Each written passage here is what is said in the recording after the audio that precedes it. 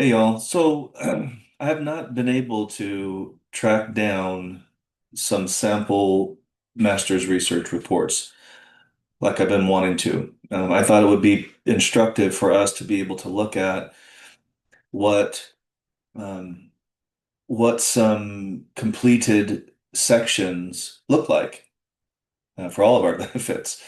Um, the one that I was able to get a hold of, I'm not sure it's terribly instructive based on especially what the master's research report guidelines asks for in terms of, in this case, for this video, an introduction. Um, so I decided I'm not going to share that one. And then I was going to put together a lesson on introductions in general, professional writing, academic writing. There are different genres. There are a number of common elements to introductions.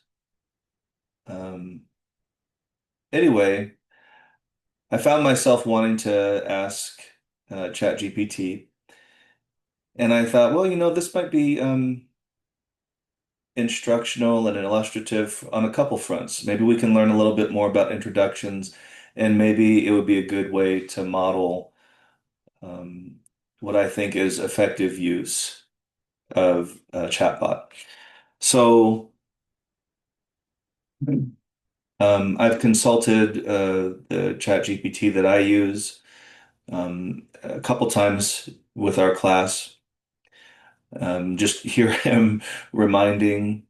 I call my chatbot asked to be called Sage. So um, here we're just reviewing some of the things that we've talked about before. Here's me basically stating or framing the question that I'd like to know. Um, Basically what I just told you, wanting to get a feel for some other sample completed master's research reports. And naturally, Sage was um, good enough to provide this outline for what we could do in an introduction for the master's research report. Now, put a pin in this because I have something to say afterward. Um, but these are good, these are solid. Um, Categories or outline levels, if you want to think of it like that. So the different parts of an introduction to a master's research report. And these are the things I was talking about a moment ago, where you'll find a lot of overlap and a lot of consensus on things like, identifying what the problem is for your study or for your research, um, contextualizing a little bit with literature, doing something like a mini lit review. And notice on here, you can pause this as you see fit, but these are some of the guts, the substances of each of these different sort of sections of an introduction. I'm not spending too much time on this because, again, with regard to that pin I asked you to put in this a minute ago, I'll have something to say here in a minute. Um, so lit review, what's the purpose? What's the research question based on, these things, identifying the problem? What does the literature say? So here's my question. This is all very traditional, very effective introductory material.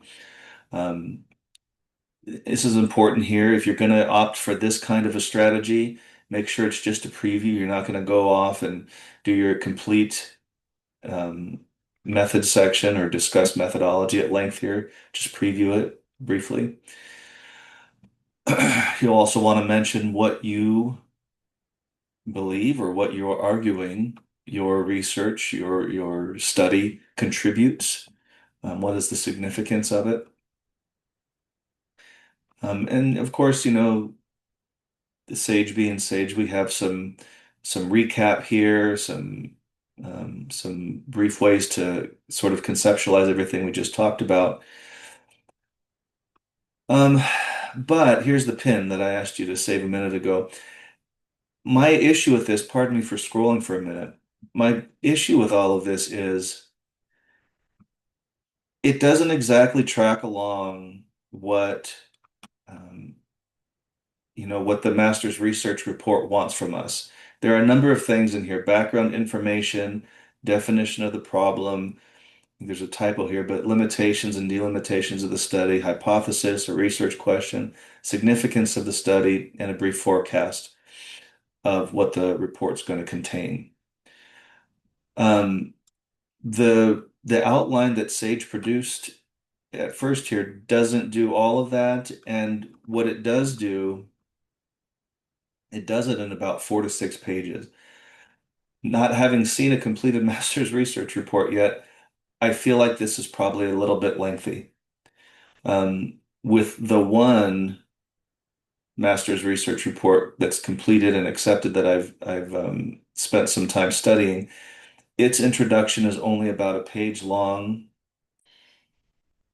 Again, I'm not sharing it because I feel like um, I feel like it leaves a few things out, but that's okay. Um,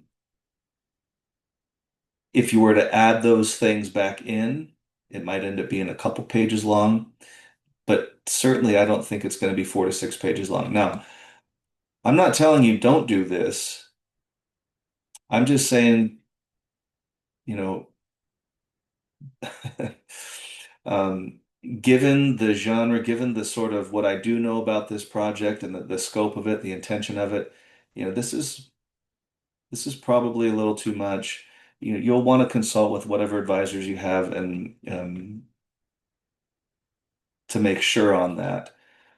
But as an alternative to this now, because you can always go back and add more. I don't know. Everybody's different. I've always found that it's a little bit more doable for me to go back and add some stuff in rather than rack my brains trying to, you know, trim 6 pages down to two. That's always more difficult for me. So I'm just erring on the side of, I don't know, caution a little bit, I guess. When I ask Sage here,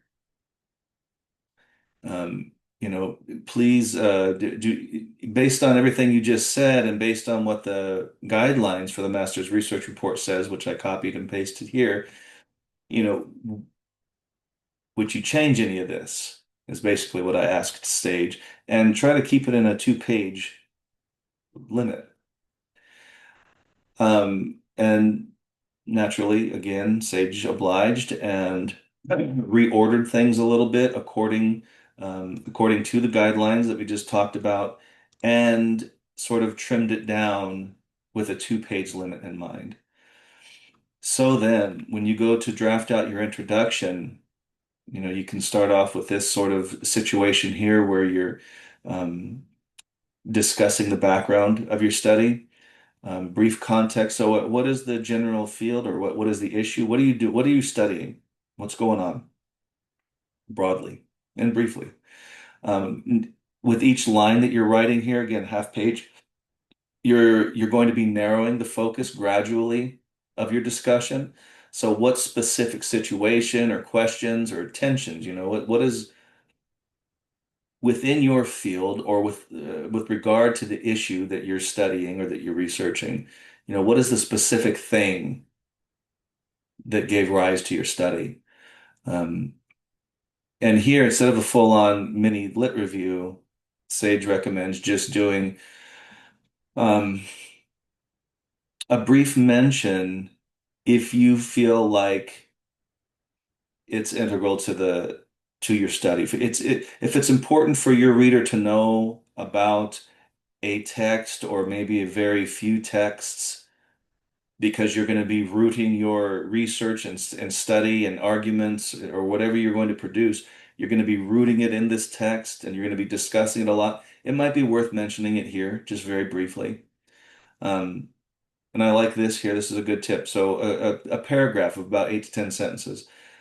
I like that. That helps visualize this part of what the introduction to the master's research report could be. Um, just a sort of natural offshoot of this type of background as we see here is okay, so this is the specific situation giving rise to the study. Let's go ahead and state the problem, clarify it, define it, and try not to beat around the bush. Be clear in your language. The problem addressed in this study is, leave no doubt for your reader what is exactly going on. What are you up to in this study? And then why does it matter? A lot of times we'll state the problem, and that's sort of it, expecting that the reader understands and, you know, gets it, gets why we're talking about it. They may not, especially exactly as you see it. So explain why it matters. Um, so reference any existing work that has not yet resolved the issue. This is important for a part that's going to come up a little bit later. Let me see if it's here. So this is called a gap in knowledge. When you, as you're stating the problem, part of the problem could be that, so the problem could be that nobody has even recognized the problem as you see it. It could be that it's been recognized, but so far neglected. It could be that there's a problem and people have tried to solve it, but it's not sufficient in your estimation. This is what this last point does right here, and it's an important point because of how you're going to set up your contribution, which again comes later. The significance or the contribution of the study.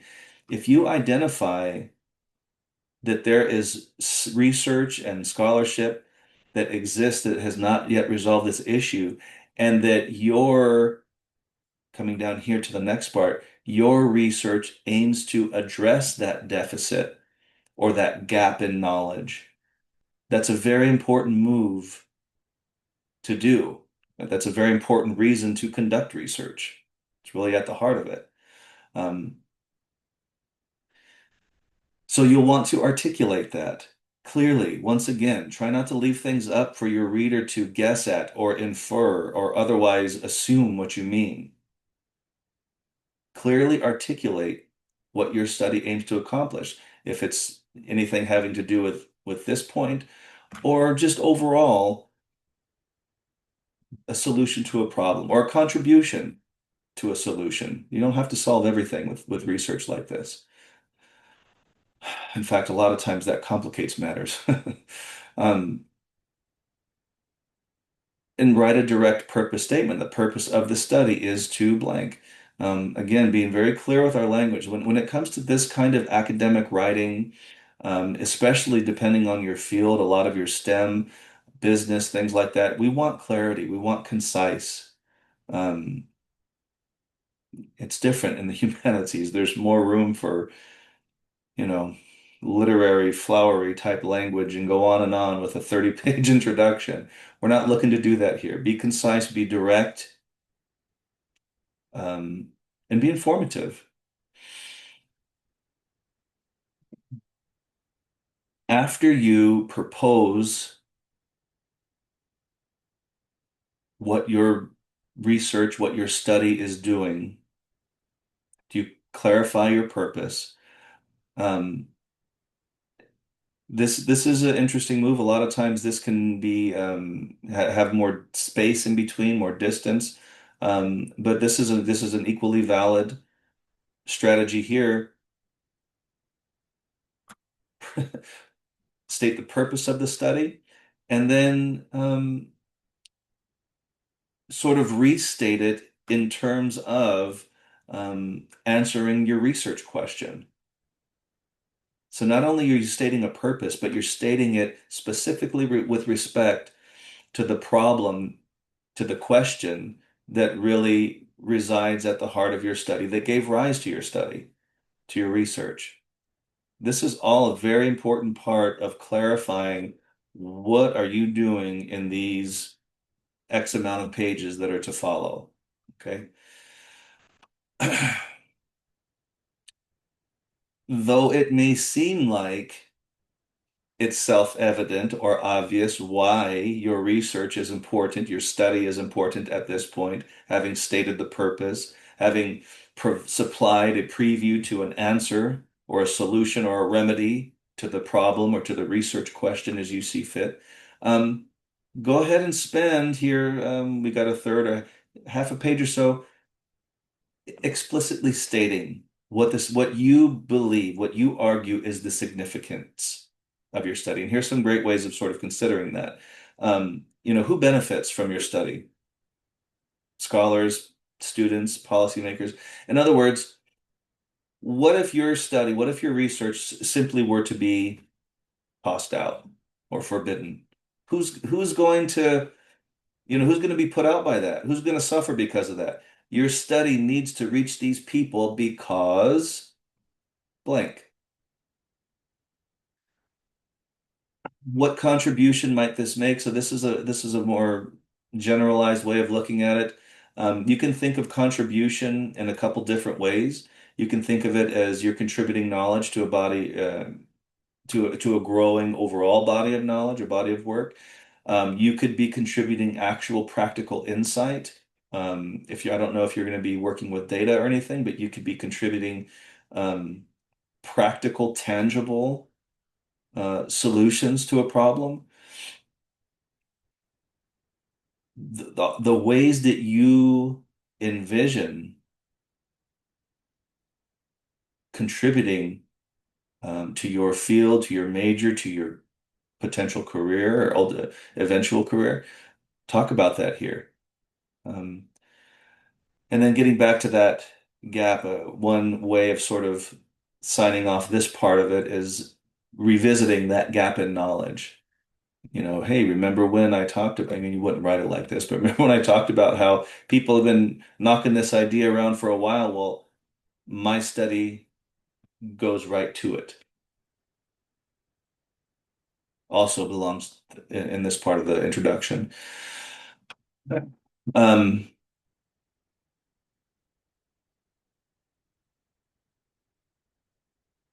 let's see, what else do I want to say about this? This forecasting of the remaining chapters, I mean, this could be very brief. Sometimes you'll see this in books or other, journal articles and things. This can go on for a ways, but since we're trying to conserve in terms of the real estate that we use here, Sage offers a little bit of a template here.